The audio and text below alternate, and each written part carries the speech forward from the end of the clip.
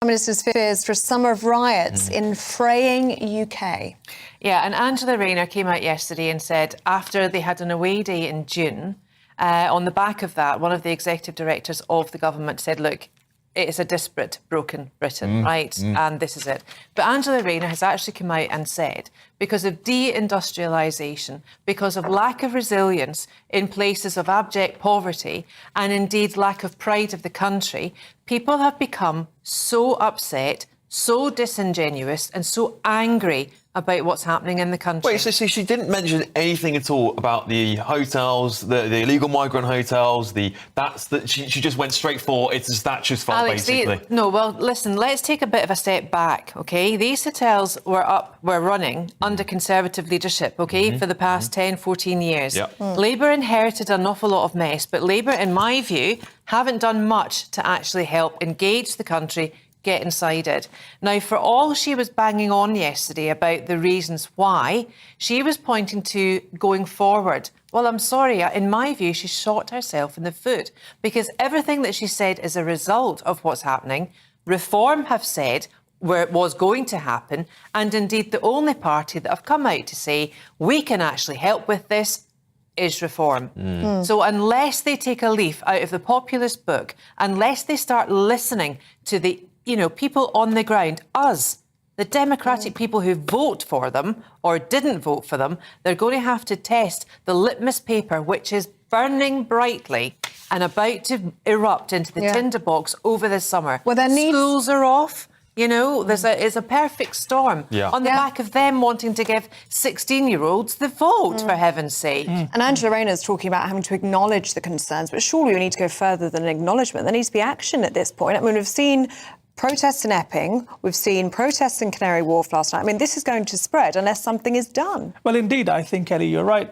This all boils down to a lack of accountability that has been there for quite a long time now. We have a Home Secretary who's missing in action.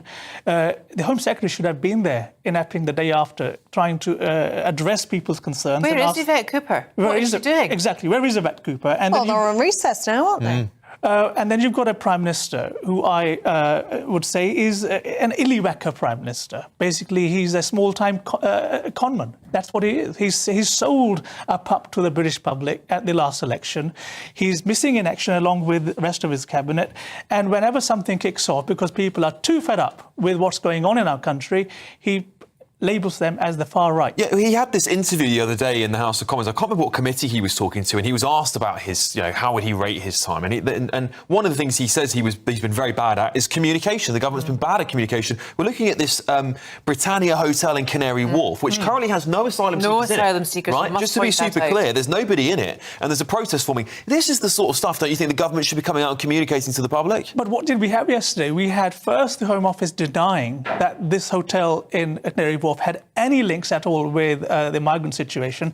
And then it was confirmed later in the day, well, maybe it might have been put, on hold as a possible overflow for Manston Airport. Well, that's exactly it. GB News understands that the Britannia Hotel in Canary Wharf had been taken over in case of any need for an overflow hotel for migrants at Manston Airport. The cost per night of rooms at the Britannia Hotel in Canary Wharf is £81. No asylum seekers are currently resident in the Britannia Hotel, and no asylum seekers are being removed from the Bell Hotel in Epping. And the Home Secretary, Yvette Cooper, believes in the right to peaceful protest. Do you know what I don't like about this either? It seems to me that the Labour government are trying to blame the public for what's happening. Look, instead of teasing out the real issue here of them not being able to house the amount of asylum seekers that have been allowed to cross into this country. Indeed. Look, I think the clock is ticking to civil disobedience, civil unrest, simply because for far too long the establishment elite have believed that they can get away with it, that they will not be held accountable at the ballot box,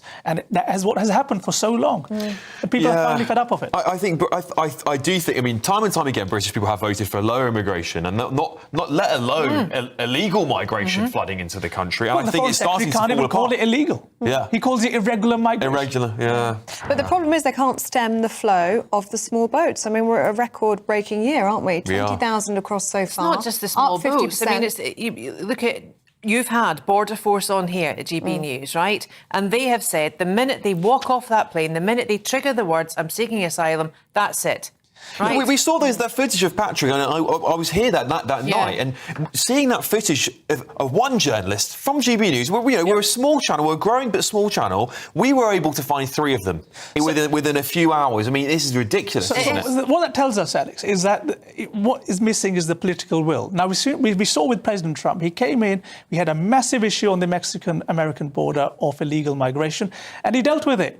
It's now finished. It's stopped. And the way it stops in the UK, there's only one way to stop this. And the way you stop it, well, we're picking them up in the middle of the channel.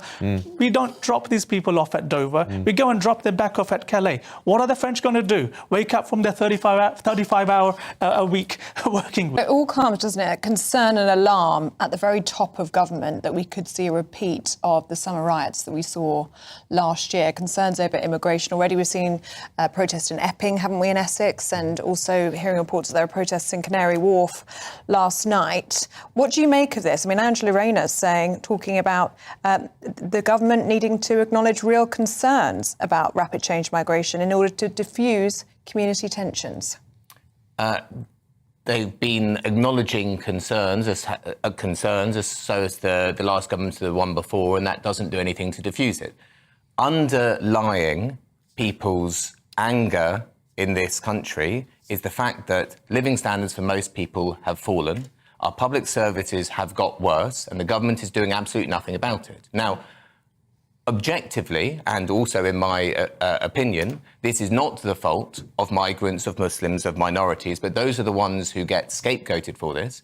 And when you have a government, as we have had a whole array of governments, absolutely uninterested in improving people's living standards, this is the sort of thing that happens. So instead of fixing particular problems which could cause flashpoints, so, for example, processing the cases faster, or if someone's case hasn't been processed in 6 months as they should be, currently basically none of them are, allowing people to legally work so that they, firstly, we don't have the issue like we we're just discussing with Deliveroo and Uber Eats and Just Eat, but also they require less support from the state. The number of people who are in hotels could be reduced.